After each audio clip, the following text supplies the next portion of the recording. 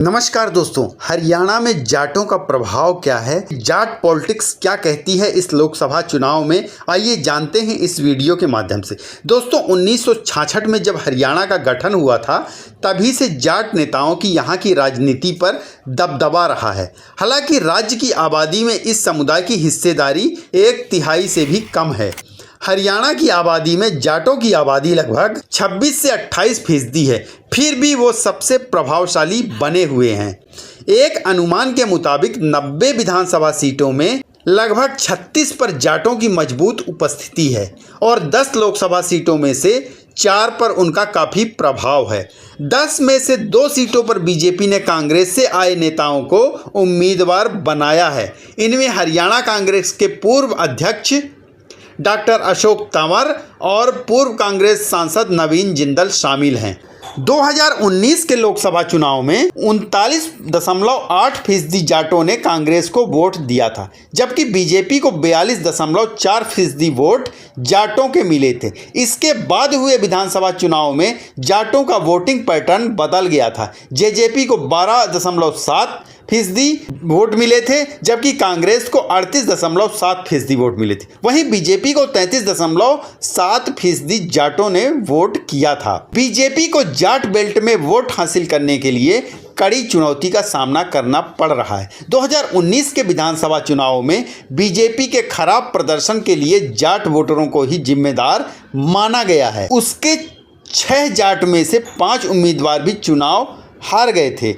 एक दिक्कत ये भी है कि बीजेपी के पास मजबूत या प्रभावशाली जाट नेता नहीं है। बीजेपी को मुख्य रूप से गैर जाटों का समर्थन मिलता रहा है। पिछले 2 लोकसभा और विधानसभा चुनाव में बीजेपी ने इन गैर जाट समुदायों को लुभाकर जाटों के प्रभाव को हाशिए पर धकेल दिया है। हालांकि बीजेपी जाटों को नज़रअंदाज करने की कोशिश नहीं कर सकती। 2014 और 2019 के चुनावों में बीजेपी अपनी जीत का श्रेय मोदी लहर को दे सकती है, लेकिन जीत के बाकी फैक्टरों में जाट वोटों का बंटवारा भी शामिल है। अपने 58 साल के इतिहास में हरियाणा में 33 मुख्यमंत्री जाट समुदाय के रहे हैं। गैर जाट मुख्यमंत्रियों में भगवत दयाल शर्मा और राव बीरेंद्र सिंह शामिल हैं। इनके अलावा बिश्नोई समुदाय से भजन लाल, पंजाबी मनोहर लाल खट्टर और मौजूदा सीएम नायब सिंह सैनी एक ओबीसी नेता हैं। 3 जाट परिवारों देवीलाल, बंसीलाल और भूपेंद्र सिंह हुड्डा ने सबसे लंबे समय तक राज्य पर शासन किया है। 2 बार मुख्यमंत्री रहे देवीलाल ने जनता दल की सरकार के दौरान उप प्रधानमंत्री के रूप में भी काम किया है। बंसीलाल इंदिरा गांधी की सरकार में रक्षा और रेल मंत्री रहे हैं। वहीं भूपेंद्र सिंह हुड्डा के पिता रणवीर सिंह हुड्डा संविधान सभा के सदस्य रह चुके हैं। भूपेंद्र सिंह हुड्डा 10 साल तक मुख्यमंत्री रहे हैं। इस साल के आखिर में होने वाले विधानसभा चुनाव के बाद वो फिर से मुख्यमंत्री पद पर नजर गड़ाए हुए हैं। एक और प्रभावशाली जाट परिवारों में छोटू राम का परिवार भी है। उनके पोते बीरेंद्र सिंह केंद्रीय मंत्री रहे हैं। वो फिलहाल राज्यसभा सदस्य हैं। उनकी पत्नी प्रेमलता सिंह उचाना से विधायक हैं। उनके बेटे ब्रिजेंद्र सिंह हिसार से लोकसभा सांसद हैं, जिन्होंने हाल ही में कांग्रेस में शामिल होने के बीजेपी से इस्तीफा दे दिया है। ब्रिजेंद्र सिंह कांग्रेस की टिकट पर लोकसभा चुनाव भी लड़ेंगे। देखिए इस लोकसभा चुनाव में या विधानसभा चुनाव में क्या कांग्रेस को फायदा मिलने वाला है। दोस्तों भूपेंद्र सिंह हुड्डा की अगुवाई में जब कांग्रेस की सरकार 10 साल रही थी तब जाट वोट एकजुट हो गए थे। भले ही उनकी पार्टी में जाट नेता बटे हुए थे, हुड्डा ने इस बार लोकसभा चुनाव की बजाय विधानसभा चुनाव लड़ने में दिलचस्पी दिखाई है।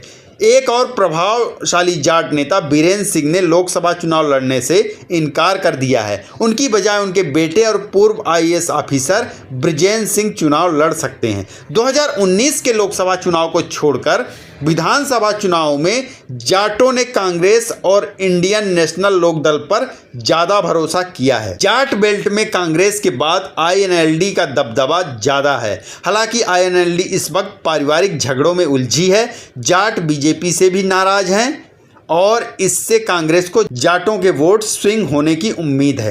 कांग्रेस में भूपेंद्र सिंह हुड्डा, रणदीप सिंह सुरजेवाला और चौधरी बीरेन सिंह जैसे जाट नेताओं का दबदबा है। हालांकि बीरेन सिंह का हुड्डा विरोधी माना जाता है। उनके कांग्रेस में आने से जाटों के थोड़ा छिटकने की भी संभावना है। हालांकि पार्टी के लिए सबसे बड़ी चुनौती गुटबाजी से निपटना होगा, क्योंकि ये सभी नेता अलग अलग गुटों से हैं। वहीं जाट वोटों का बंटवारा सिर्फ कांग्रेस तक ही सीमित नहीं है। पूर्व मुख्यमंत्री ओम प्रकाश चौटाला की पार्टी INLD में फूट पड़ गई है। पार्टी खुद को जाटों का सच्चा प्रतिनिधि बताती थी। चौटाला के दोनों बेटे अजय और अभय अलग अलग हो गए हैं। बड़े बेटे अजय ने जननायक जनता पार्टी JJP बनाई है। उनके बेटे दुष्यंत चौटाला ने 2019 में खट्टर सरकार के साथ मिलकर सरकार बनाई थी। हालांकि अब वो पार्टियों का गठबंधन टूट चुका है। लोकसभा चुनावों के बाद विधानसभा चुनाव में जाट वोटों के कांग्रेस INLD JJP में बंटने की संभावना है। इसके अलावा BJP भी ग्रामीण हरियाणा में कुछ जाट बहुल सीटों में सेंधमारी करने की कोशिश करेगी। कांग्रेस और चौटाला परिवार में आंतरिक कलह BJP को कुछ फ़ायदा जरूर दिला सकता है। वीडियो पसंद आया तो वीडियो को लाइक करें, शेयर करें और चैनल को सब्सक्राइब कर लीजिए। बहुत बहुत धन्यवाद। नमस्कार।